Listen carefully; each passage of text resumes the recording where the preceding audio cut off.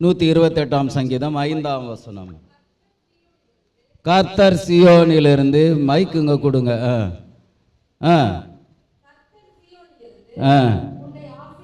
உன்னை ஆசீர்வதிப்பா. நீங்கள் எல்லாரும் சொல்லுங்க, கர்த்தர் சீயோனிலிருந்து என்னை ஆசீர்வதிப்பா. கர்த்தர் சீயோனிலிருந்து என்னை ஆசீர்வதிப்பா. பழைய ஏற்பாட்டில் ஒரு இடத்துல கர்த்தர் ஆசீர்வதிச்சார். சீனாய் மலையில் இருந்து தேவன் ஆசீர்வதிச்சார். புதிய ஏற்பாட்டில் எனக்கு டைம் இல்லாதனால நான் எல்லாத்தையும் சுருக்கிக்கிட்டு போகிறேன். புதிய ஏற்பாட்டில் சீயோன் மலையில் இருந்து கர்த்தர் ஆசீர்வதிச்சார் என்று பார்க்கிறோம். பழைய ஏற்பாட்டில் இஸ்ரவேல் ஜனங்கள் எகிப்தில் அடிமைகளாக இருந்தார்கள். அடிமைகளாக இருந்த அவர்களை கர்த்தர் இரவோடு இரவாக பஸ்காவை, ஆட்டுக்குட்டியை அடித்து பஸ்காவாக புசிக்க வச்சு, புசிச்சுட்டு நீங்கள் எல்லாரும் கிளம்புங்கன்னு சொல்கிறாரு. கிளம்புறாங்க.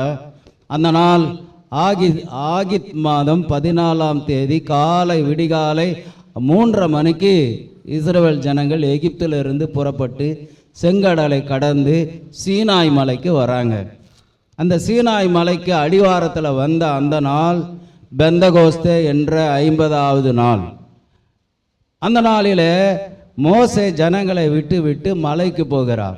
தேவனிடத்தில் மலை உச்சிக்கு அவர் போய் தேவன் கூப்பிடுகிறார். அவன் அங்கே போகிறான். அங்கே போன உடனே கர்த்தர் அவனோடு பேச அங்கே அழைக்கிறார். தேவன் அங்கே இருக்கிற தேவனை பார்த்து விட்டு அவர் வருகிறார். அவர் வந்த உடனே திடீர்னு என்ன பண்ணுது, வானத்திலிருந்து அக்கினி இறங்குது. அந்த மலையில் சீயோன் மலை அப்படியே அதிருது, தீப்பிடித்து எரியுது. மலை எரியுது, ஒன்றும் பண்ண முடியல. பயங்கர ஆரவாரம், எக்கால சத்தம், இடி முழக்கம், மின்னல். இந்த சத்தத்தோட தேவன் இறங்கி வருகிறார். அல்லேலூயா, அல்லேலூயா. அப்போ அந்த நாள் பெந்தகோஸ்தே என்ற 50ஆவது நாள் என்று பார்க்கிறோம். அதே நாளை கணக்கு பார்த்தால் இந்த புதிய ஏற்பாட்டில் அப்போஸ்தலர் நடபடியின் புத்தகம் 2ஆம் அதிகாரம் 17வது 1 - 4 வசனம் வரை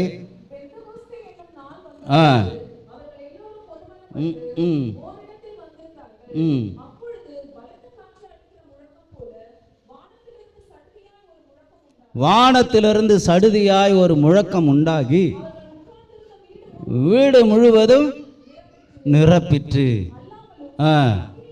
அக்கினிமயமான நாவு. அங்கே சீனாய் மலையில் அக்கினி இறங்கினது, இங்கே ஜனங்கள் மேலே அக்கினி இறங்கினது. மலையில் இறங்கல, இங்கே அக்கினி சீனாய் மலையில் ஜனங்கள் மேலே அவங்க நாவெல்லாம் அக்கினிமயமாக காணப்பட்டது என்று பார்க்கிறோம். இந்த நாளும் பெந்தகோஸ்தே என்ற 50ஆவது நாளில் இயேசு கிறிஸ்து மரித்து உயிர்த்தெழுந்த 50ஆவது நாள். இவர்களும் பஸ்கா புசித்து அந்த 50ஆவது நாள் சீயோன் மலையில் கூடி இருக்கிறாங்க. சீயோன் மலையில் 50ஆவது நாள் கிட்டத்தட்ட இந்த சீனாய் மலையில் நடந்த அந்த சம்பவம், அக்கினி இறங்கினது, இடிமுழக்கம் உண்டானது, கர்த்தர் இறங்கி வந்தார். அது நடந்த 1200 வருஷம் கழித்து இந்த சீயோன் மலையில் கர்த்தர் இறங்குகிறார். எப்போ இறங்குறார்? 1200 வருஷம் கழித்து அதே டேட்டில், அதே வருஷத்தில் ஆபித் மாதம் 14ஆம் தேதி விடிகால 3:30 மணிக்கு அதே நேரத்தில் கர்த்தர் இந்த சீயோன் மலையில் கர்த்தர் இறங்குகிறார். இறங்கின உடனே ஜனங்க என்ன பண்ணுறதுன்னு தெரியல, அக்கினிமயமான நாவுகள் அவர்களுக்கு காணப்பட்டது என்று சொல்லி பார்க்கிறோம். ஹல்லேலூயா, ஹல்லேலூயா. ஆவியானவர் பலத்த பெருங்காற்றோடும் சீனாய் மலையில் அக்கினியாக இறங்கி வந்தாரோ அதே போல் சீயோன் மலையிலேயும் அவர் இறங்கி வந்தார். நீங்கள் இப்போ சொல்லுங்க பார்க்கலாம், சீனாய் மலையில் எப்படி இறங்கி வந்தார்? அவ்வளோ தூரம் மறந்துடுவீங்க. அக்கினிமயமாய் இடிமுழக்கத்தோடு பெருவெள்ள இரைச்சலோடு ஆயிரமான தூதர்களுடைய சத்தத்தோடு அவர் இறங்கி வந்தார். அந்த நாள் ஆகித் மாதம். ஆகித்னா ஜனவரி மாதம் முதல் மாதம் என்று எழுதியிருக்கிறது. அந்த ஜனவரி மாதம் முதல் 14ஆம் தேதி விடிகால 3:30 மணிக்கு இஸ்ரவேல் ஜனங்கள் அந்த செங்கடலை கடந்து சீனாய் மலையின் அடிவாரத்தில் வந்தபோது அங்கே கர்த்தர் இறங்கினார். ஹல்லேலூயா. அங்கே இறங்கின கர்த்தர் ஒன்று சொன்னார், ஒருத்தன் கூட இந்த மலையை தொடக்கூடாது, மலையின் அடிவாரத்தோடு நின்று விட வேண்டும். இந்த மலை கிட்ட வந்து ஒரு ஆடு மாடு கூட புல்லை மேயக்கூடாது. புல்லு மேய்ஞ்சா ஆடு மாடும் செத்து போயிடும், மனுஷனும் செத்து போயிடுவான். மலை கிட்ட வரக்கூடாது என்று சொல்லி ஆண்டவர் நிபந்தனை கொடுத்தார். ஆனால் சீயோன் மலையில் ஆண்டவரே அவர்கள் மேலே இறங்கி வந்தார். ஹல்லேலூயா. ஆகவே சீயோன் மலையாகிய நீங்கள், சீயோனாகிய நீங்கள் மாறும்போது, சீயோன் என்று சொன்னால் கர்த்தரை ஆராதிக்கிற, கர்த்தரை தொழுது கொள்ளுகிற, கர்த்தரை பாடுகிற, ஆவில நிறைந்து இருக்கிற சீயோனாய் நீங்கள் மாறும்போது, நீங்கள் மலை தூரத்தில் 3000 அடி தூரத்தில் சீனாய் மலையில் நின்றாங்க மக்கள். மலை கிட்ட வர முடியல. ஆனால் சீயோன் மலையில் 3000 அடி தூரத்தில் இருக்க தேவையில்லை, அவரே அவர்களுக்குள்ளே வந்தார். ஹல்லேலூயா. அவர் அவர்களுக்குள்ள வந்து அக்கினிமயமான நாவுகளை கொடுத்து அவர்களை அக்கினியாய் மாற்றினார். ஆமென், ஆமென். ஆகவே நீங்க சீயோனாய் மாறினா உங்களை கர்த்தர் இந்த மாதத்தில் அக்கினியாய் வைப்பார். அக்கினியா வச்சா ஒருத்தரும் எந்த காரியமும் உங்ககிட்ட டச் பண்ண முடியாது. எந்த மந்திரமோ, எந்த தந்திரமோ, எந்த பிசாசின் கிரியையோ, நீங்க அக்கினியா மாறிட்டா எதுவுமே டச் பண்ண முடியாது. ஆமென், ஹல்லேலூயா. இந்த சீயோன் மலையில் தேவன் சொன்னார், அங்கே வந்து இந்த சீனாய் மலையில் இறங்கின ஆண்டவர் என்ன பண்ணுறார், மோசேக்கு வாக்கு தத்தத்தை கொடுக்கிறார். வாக்கு தத்தத்தை கொடுக்கிறார். வாக்கு தத்தத்தை கொடுத்துட்டு நியாய பிரமாணத்தையும் தருகிறார். வாக்கு தத்தங்கள் எல்லாம் ஆம் ஆம் ஆம் என்று இருக்கும். அதே சமயத்தில் சீனாய் மலையில் தேவன் நியாயப்பிரமாணத்தை கொடுக்கிறார். என்ன நியாயப்பிரமாணம்? இதை தொடு, இதை தொடாத, இதை வாங்கு, இது வாங்காத, இது குடு, இது பார்க்காத, பல்லுக்கு பல்லை எடு, கண்ணுக்கு கண்ணை எடு, ஒருத்தன் தப்பு செஞ்சானா கல்லறிந்து கொள்ளு, அவனை சமுதாயத்தில் சங்கத்தில் வைக்காத, கொன்று போடு. இதுதான் நியாயப்பிரமாணம். அல்லேலூயா. ஆனால் தேவன் சீனாய் மலையில நியாயப்பிரமாணத்தை தரவில்லை. என் ஜனங்க இந்த நியாயப்பிரமாணத்தை கொடுத்தா நியாயப்பிரமாணத்தை கடைபிடிக்க முடியாது என்று சொல்லி தேவன் தம்முடைய குமாரனையே கொடுத்தார், தம்முடைய பரிசுத்த ஆவியானவரை கொடுத்தார். சீயோன் மலையில எதை கொடுத்தார்னா தேவன் தம்முடைய அபிஷேகத்தை, ஆவியை தேவன் தந்தார். ஆமென். உங்களுக்கு நியாயப்பிரமாணத்தை கொடுத்து உங்களை அடிக்க, உங்களை கொல்ல, உங்களை கடினமாக நடத்த அவர் நியாயப்பிரமாணத்தை கொடுக்கவில்லை. பல்லுக்கு பல்லு எடு, கண்ணுக்கு கல்லை எடு, இந்த தப்பு செஞ்சுட்டா கல்லடிச்சு கொள்ளு, அப்படியெல்லாம் பிரமாணம் கொடுக்காமல் பிதாவே தம்முடைய பரிசுத்த ஆவியை அனுப்பி அந்த இஸ்ரவேல் அந்த சீனாய் மலையில ஜனங்களை அவர் அப்படி அவர்களுக்குள்ள வந்து அவர் நடத்தினார். அல்லேலூயா. ஸோ இந்த மாதம் என்னன்னா, அந்த ஆவியாக சீனாய் மலையில அவர் என்ன பண்ணாரு, பிரமாணம் கொடுத்தாரு. இங்க பிரமாணத்தை கொடுக்காம தம்முடைய குமாரனை கொடுத்தார். அல்லேலூயா. உங்களுக்கு இந்த மாதம் தேவன் தம்முடைய குமாரனை, தம்முடைய அபிஷேகத்தை தந்திருக்கிறார். எத்தனை பேர் நம்புறீங்க? உங்களுக்குள்ள இருக்கிற அபிஷேகம் குமாரனுடையது, உங்களுக்குள்ள இருக்கிற அபிஷேகம் பிதாவுடையது, உங்களுக்குள்ள இருக்கிற அபிஷேகம் தேவனுடையது. இந்த அபிஷேகத்தை வச்சுக்கிட்டு நீங்க வாழ்ந்துடலாம். ஹல்லேலூயா. அபிஷேகம் தாங்க உங்களை பெரியவனாக்கும், அபிஷேகம் தான் உங்களை உயர்த்தும், அபிஷேகம் தான் உங்களை வாழ வைக்கும். அபிஷேகத்தில் நிறைஞ்சு ஜபிக்கிற அனுபவம் இருக்குது பாருங்க. இது ஸ்கூட்டர் ஸ்பீடு இல்லை, இது ராக்கெட் ஸ்பீடு. ஹல்லேலூயா. ரெண்டுமே சாதாரணமாக ஜபிக்கிறதும் உங்கள் பாஷையில் ஜபிக்கிறதும் ஜபிக்கலாம். சீனாய் மலையில் மோசே அவன் சொந்த பாஷையில் ஜபிக்கிறான், அவன் சொந்த பாஷையில் பேசுகிறான். ஆனால் சீயோன் மலையில் அங்கே இருந்த 120 பேரும் சொந்த பாஷையில் ஜபிக்கல, அந்நிய பாஷையில் ஜபித்தார்கள். அல்லேலூயா. அவர்கள் நாவுகள் பிரிந்திருந்தது, அக்கினிமயமாய் அவர்கள் காணப்பட்டார்கள். அல்லேலூயா, அல்லேலூயா. ஆகவே சீயோனிலே தேவன் உங்களை காக்கிறதுக்காக பிரமாணத்தை கொடுத்து உங்களை அழிக்க நினைக்காம உங்களுக்கு குமாரனையை தந்திருக்கிறார், உங்களுக்கு அபிஷேகத்தை தந்திருக்கிறார். அது உங்களை வழி நடத்தும். ஆமென், ஆமென். ஹல்லேலூயா, ஹல்லேலூயா. அதே மாதிரி பழைய ஏற்பாட்டில் இறங்கி வந்த கர்த்தர் பிரமாணத்தை கொடுத்து விட்டு அப்படியே போகாமல் புதிய ஏற்பாட்டில் அவர் இறங்கி வந்தார் என்று பார்க்கிறோம். இங்கே சீனாய் மலையில் இறங்கி வந்த பிரசன்னம் மலையிலேயே இருந்தது. சீனாய் மலையில் தேவ உச்சிக்கு போகிறார் மோசே. மலை உச்சிக்கு போய் அந்த கொடுமுடிவுக்கு வா அப்படின்னு ஆண்டவர் சொல்கிறார். போகிறார் மேலே போயிட்டு அவர் வந்து அந்த பிரசன்னத்தை வைத்திருக்கிறார். அந்த மலையிலேயே தேவ பிரசன்னம் அப்படியே தங்கி இருக்கு. பின்பு ஆண்டவர் சொல்கிறார், மோசே மோசே, என் ஜனங்களுக்கு நீ ஒரு ஆசரிப்பு கூடாரத்தை கட்டு அப்படின்னு சொல்கிறாரு. ஆசரிப்பு கூடாரத்தை கட்டுறாங்க. அந்த ஆசரிப்பு கூடாரத்தில் தேவ மகிமை வந்து இறங்குது. அல்லேலூயா. அதுக்கப்புறம் அங்கே தங்கி அப்படியே மூவ் ஆகி சாலமோன் கட்டின தேவாலயத்துக்குள்ளே அந்த பிரசன்னம் போய் தங்குது. ஆமென், அல்லேலூயா. ஆனால் சீயோன் மலையில் கைகளினால கட்டப்பட்ட அந்த ஆலயத்தில் மகிமை வந்து இறங்குச்சு. அப்படியே அந்த மலையில் வந்த மகிமை, ஆசரிப்பு கூடாரத்தில் வந்து தங்கின மகிமை சாலமோனின் தேவாலயத்தில் போய் தங்கிற்று. ஆனால் சீயோன் மலையில் என்ன நடந்ததுன்னா, அவர் கைகளினால் கட்டப்பட்ட ஆலயத்தில் தங்கலை, அவர் நம்முடைய ஆலயமாகிய நம்முடைய இருதயத்துக்குள்ளே வந்து தங்கி இருக்கிறார். கரங்களை தட்டி கர்த்தரை ஸ்தோத்திரம் பண்ணுவோம். ஹல்லேலூயா. நீங்கள் உங்களை நான் ஒரு அனல் மூட்டி எழுப்பி விட விரும்புகிறேன்.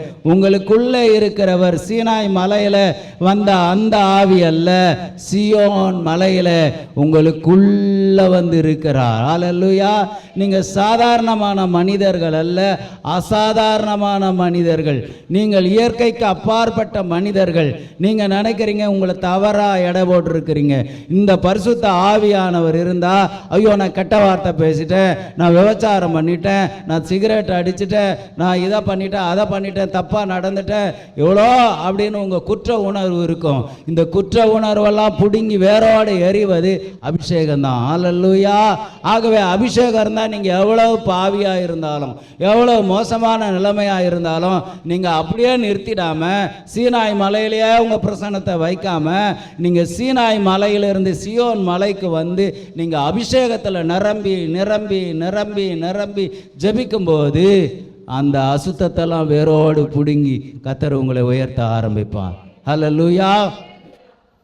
உங்களை தவறாக எடை போடாதீங்க. நீங்கள் சாதாரண ஆட்கள் கிடையாது. நீங்கள் இயற்கைக்கு மேலே சக்திகள் கொண்ட பலன் கொண்டவர்கள். நீங்கள் சொன்னால் நடக்கும், நீங்கள் கட்டளையிட்டா நிற்கும். உங்களுக்கு நம்பிக்கை தான் முக்கியம். ஹல்லேலூயா, ஹல்லேலூயா.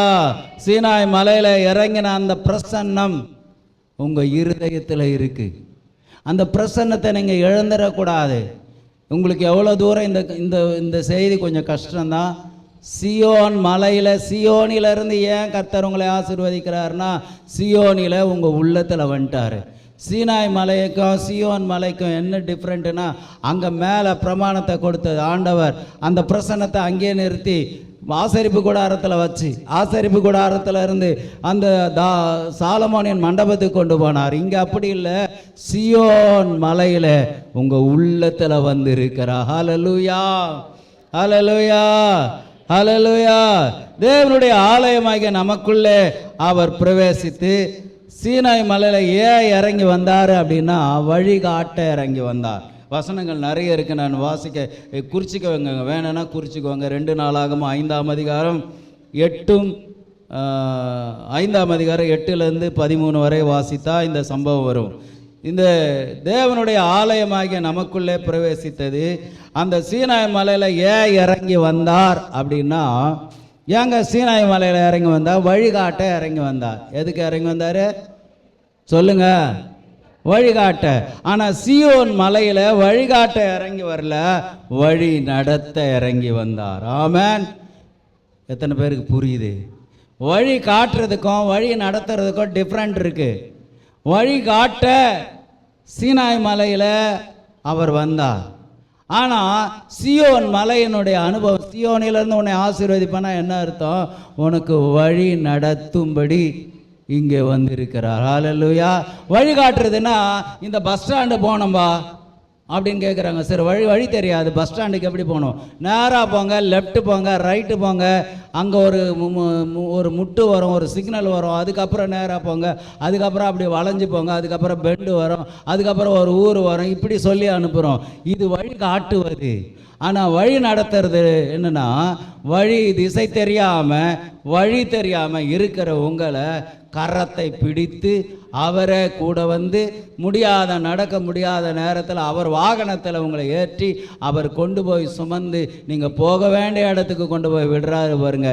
இதுதான் வழி நடத்துவது, வழி காட்டுவது. ஹல்லேலூயா, ஹல்லேலூயா. உங்களை வழிகாட்ட ஆண்டவர் வரல, சீயோன் மலையில் வழி நடத்த வந்தார். இந்த மாதம் உங்களுக்கு வழி காட்டிட்டு போங்கப்பா அப்படின்னு சொல்ல மாட்டார். உங்கள் கூடவே இருந்து சீயோனின் அனுபவமாக இருந்தால் உங்களுக்கு வழி நடத்துவார், உங்களை வழி நடத்துவார். எல்லாரும் கைகளை உயர்த்தி சொல்லுங்க, ஹல்லேலூயா. எனக்கு வழிகாட்ட இல்லை, சீனாய் மலையில் வழிகாட்டுற அனுபவம். சீயோனில் ஏன் இறங்கி வந்தார்னா, என்னை வழி நடத்தும்படிக்கு அவர் இறங்கி வந்தார். ஹல்லேலூயா, ஹல்லேலூயா. கர்த்தர் எப்பொழுதுமே நம்மோடு கூட இருக்கிறார். அது மாத்திரம் இல்லை, இந்த சீனாய் மலையில் யாத்திராகமம் 19ஆம் அதிகாரம் 12ஆம் வசனத்தை வாசித்தா, பழைய ஏற்பாட்டில் சீனாய் மலையின் அனுபவம் 300 அடி தூரத்தில் நின்னாங்க. ஆனால் சீயோன் மலையில் அந்த அக்கினியே வந்து ஜனங்க மேலே இறங்கிட்டு. ஹல்லேலூயா. 300 அடி அக்கினி எரியுது, மலை எரியுது, ஜனங்க கிட்ட நெருங்க முடியல, 300 அடி தூரத்தில் நிற்கிறாங்க. ஆனால் சீயோன் மலையில் அங்கே தூரமாக நிற்கல, அந்த அக்கினி அவர்கள் மேலேயே இறங்கினது. ஸோ இந்த மாதத்தில் தேவனுடைய அக்கினி உங்கள் மேலே இறங்கும். ஆமென். அக்கினி நெருப்பாய் இறங்கி வரும், அபிஷேகம் தந்து வழி நடத்தும். எல்லாரும் கரங்களை தட்டி அக்கினி நெருப்பாய் என்ன மாற்றுங்க ஆண்டவரே. எல்லாரும் கேளுங்க.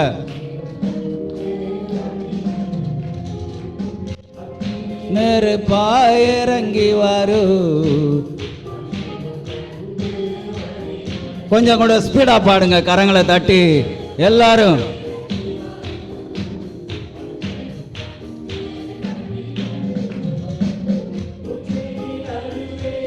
நீரே நீரே முச்சடி நடுவே நீரே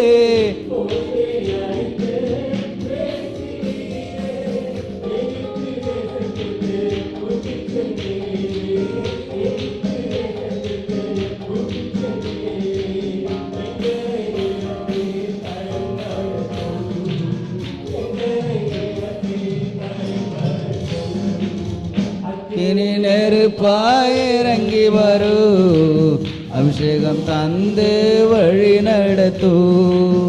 அக்கினி நெருப்பாய் இறங்கி வரு, வழி நடத்து. பழைய ஏற்பாட்டில் சீனாய் மலையில் நான் மேலோட்டமாக சொல்லிட்டு போயிடுறேன், பாயிண்ட்ஸ் மாத்திரம். தேவன் நியாய பிரமாணத்தை கொடுத்தார். இறங்கி வந்த ஆண்டவர், மலையில் இறங்கி வந்த ஆண்டவர் நியாய பிரமாணத்தை கொடுத்தார். இந்த பிரமாணத்தை ஜனங்கள் கடைபிடிக்க முடியாது என்பதனாலே சீயோன் மலையிலே தேவன் கொடுத்தது அவருடைய வல்லமையை கொடுத்தார், தம்முடைய குமாரனை கொடுத்தார், தம்முடைய அபிஷேகத்தை தந்தார். அல்லேலூயா. சீனாய் மலையில் இறங்கிய பிரசன்னம் மூவாகி ஆசரிப்பு கூடாரம் சாலமோனின் ஆலயத்தில் போய் தங்கியது. சீயோன் மலையில் இறங்கின பிரசன்னம் கைகளினால் கட்டப்பட்ட ஆலயத்தில் போகாம தேவனுடைய ஆலயமாகிய நம்முடைய சரீரத்தில், நம்முடைய இதயத்தில் அந்த அபிஷேகம், அந்த அக்கினி, அந்த நெருப்பு வந்து இருக்கிறது. அல்லேலூயா. சீனாய் மலையில் தேவன் இறங்கினது வழிகாட்ட இறங்கி வந்தார். சீயோன் மலையில் வழி நடத்த இறங்கி வந்தார். எல்லாரும் சொல்லுவோம், சீயோன் மலையில் வழிகாட்ட அல்ல, வழி நடத்த இறங்கி வந்தார். நீங்கள் தனியாக ஓடுவதாக நினைக்க வேண்டிய அவசியம் இல்லை. கூட வந்து சீயோனுக்கு கொண்டு போக, தம்முடைய கிரீடத்தை உங்கள் தலையின் மேலே வாங்கி வைக்க இந்த சீயோன் மலையில் தேவன் இறங்கி வந்தார். நீங்கள் தனியானவர்கள் அல்ல, நீங்கள் தனியாக ஓடுவதற்காக அல்ல, இந்த சீயோன் மலையில் இறங்கி வந்தது உங்கள் மேலே அந்த கிரீடத்தை வைத்து உங்களை உயிர்ப்பிக்க, உங்களை கொண்டு போக அவர் சீயோன் மலையில் இறங்கி வந்திருக்கிறார். எனக்குன்னு வச்சிருக்கிற அந்த கிரீடத்தை எனக்கு தாங்கன்னு எல்லாரும் சொல்லுங்கப்பா. எனக்குன்னு வச்சிருக்கிற அந்த கிரீடத்தை எனக்கு வாங்கி தர சீயோன் மலையில் இறங்கி வந்த ஆண்டவர், என் கிரீடத்தை எனக்கு வாங்கி தாங்க ஆண்டவரே. சீனாய் மலையில மோசே மட்டும் பேசினான். ஆனால் சீயோன் மலையில் 120 பேரும் ஆவில நிறைந்து அந்நிய பாஷையில பேசினார்கள் என்று பார்க்கிறோம். சீனாய் மலையில் 300 அடி தூரத்தில் நின்றாங்க. ஆனால் ஆடு கூட கிட்ட வரக்கூடாது, மாடு கூட புல்லை மேயக்கூடாது, தொட்டா எல்லாரும் செத்து போயிடுவாங்கன்னு சொன்னாங்க. ஆனால் சீயோன் மலையில் அப்படியே இல்லாமல் அவர் அக்கினியாக இறங்கி ஜனங்களை கிட்ட சேர்த்து கொண்டார். அல்லேலூயா. அதுக்கு தம்முடைய குமாரனை அவர் கர்த்தர் இந்த காலையில் தந்தார். அதே மாதிரி இந்த வசனத்தின்படி சீயோன் மலையில் உங்களை 300 அடி தூரத்தில் வைக்க அல்ல, தம்முடைய கிட்ட வந்து உங்கள் இருதயத்தில் அபிஷேகத்தை வச்சு, உங்கள் மேலே மகிமையை வச்சு, உங்கள் மேலே வல்லமையை வச்சு, உங்களை உயிர்ப்பித்து உங்களை உயர்த்தி உங்களை வாழ வைக்கும்படி இந்த சீயோனிலிருந்து கர்த்தர் உங்களை ஆசீர்வதிக்க வந்திருக்கிறார். ஏன் சீயோனிலிருந்து கர்த்தர் ஆசீர்வதிக்க? எத்தனையோ மலை இருக்குது, மோரிபா மலை இருக்குது, கண்மலை இருக்குது. எத்தனை மலை இருந்தாலும் சீயோன் மலையிலிருந்து தான் கர்த்தர் உங்களை ஆசீர்வதிக்க முடியும்.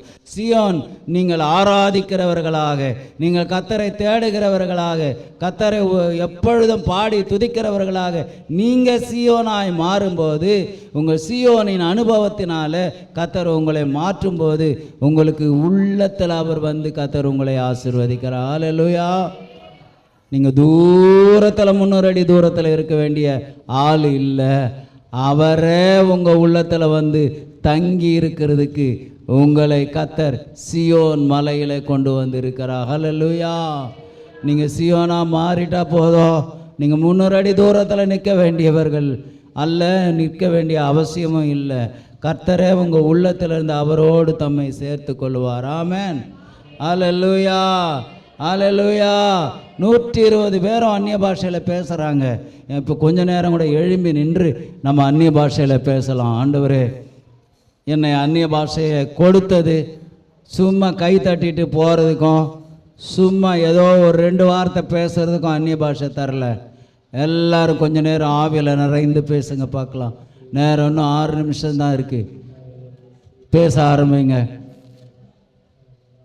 எத்தனை பேர் பரிசுத்த ஆவி பெற்றீங்களோ நீங்கள் பேசுங்க. ரீகால பர வக்கர கர பல வக்கர கனமல வக்கர பல வர ஓரி பல வக்கர பல வர வக்கர பல வட வரக்கரவா. சீயோன் மலையில் அக்கினியா எல்லார் மேலே இறங்கி வந்தாரு. இந்த காலையில் உன் மேலே இறங்கி வரட்டும். சீயோன் மலையில் தான் அக்கினியா 120 பேர் மேலே இறங்கி வந்தார்.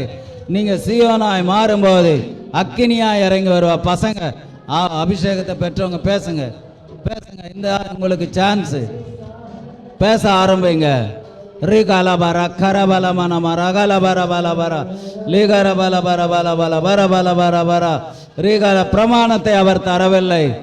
சீனாய் மலையில பிரமாணத்தை கொடுத்தார். பிரமாணத்தை நீங்கள் கொடுத்தால் கடைபிடிக்க முடியாது என்று சொல்லி பரிசுத்த ஆவியை உங்களுக்கு தந்தார். சொந்த பாஷையை தந்தார், குமாரனையே தந்தார். அவருடைய அனுபவம். மோசே பேசினா, கர்த்தர் வார்த்தையை கொடுத்தார். சீயோன் மலையில ஜனங்கள் பேசினாங்க, வல்லமையை கொடுத்தார். உங்களுக்கு இந்த காலையில சீயோன் மலையின் அனுபவத்துக்குள்ள வந்து நீங்க பேசும்போது தம்முடைய வல்லமையை கர்த்தர் தருவார். ரீகால வர வக்கர கரபல வக்கத்தர பலவா லீகர பல வரக்கர பல வரக்கர பல வர பல வர பல ரிபல வரக்கரால வக்கராத்தரால வர லீபர பல ரக்கர நமக்கரால வர்ஷீதர பல ரவ. ஹல்லேலூயா, ஹல்லேலூயா, ஹல்லேலூயா, ஹல்லேலூயா. சீனாய் மலையில இறங்கின அக்கினி பிரமாணத்தை கொடுத்தது. சீயோன் மலையில இறங்கின அக்கினி அபிஷேகத்தை தந்தது, வல்லமையை தந்தது, குமாரனையே தந்தது. அங்க தூரத்தில் நின்றார்கள். சீயோன் மலையில தூரத்தில் நிற்க வேண்டிய அவசியம் இல்லை. அவரே உள்ளத்தில் வந்து விட்டார். நீங்க தனியா நடக்க வேண்டிய ஆள் இல்லை. சியோனின் அனுபவம், நீங்க தனியாய் நடக்கிறவர்கள் அல்ல. உங்க மேல தம்முடைய கிரீடத்தை வைத்து அவர் கரம் பிடித்து நடத்த வந்திருக்கிறார். சீனாய் மலையில வழி காட்ட வந்தார். சியோன் மலையில உங்களை இந்த மாதம் வழி நடத்த வந்திருக்கிறார். உங்களை வழி நடத்துவார், வழி நடத்துவார். கிரீடத்தை உங்கள் தலை மேல வைப்பார். நீங்க தூரத்தில் நிற்க வேண்டியவர்கள் அல்ல. உங்களை கட்டி அணைத்து உங்களை கிட்ட சேர்த்து கொள்ள அவர் அக்கினியாய் உங்கள் மேல வந்திருக்கிறார். சீனாய் மலையில இறங்கின பிரசன்னம் ஆசரிப்பு கூடாரத்தில் இறங்கி சாலமோனின் மண்டபத்தில் இறங்கினது. ஆனால் கைகளினால கட்டப்பட்ட ஆலயத்தில் இறங்காம அவருடைய ஆலயமாக நமக்குள்ள அந்த மகிமை இறங்கி வந்திருக்கிறது. கரங்களை தட்டி கர்த்தரை ஸ்தோத்திரம் பண்ணுவோம். அவருடைய மகிமை உங்களை நடத்தும். இயேசுவின் நாமத்தில் பிதாவே, ஆமென்.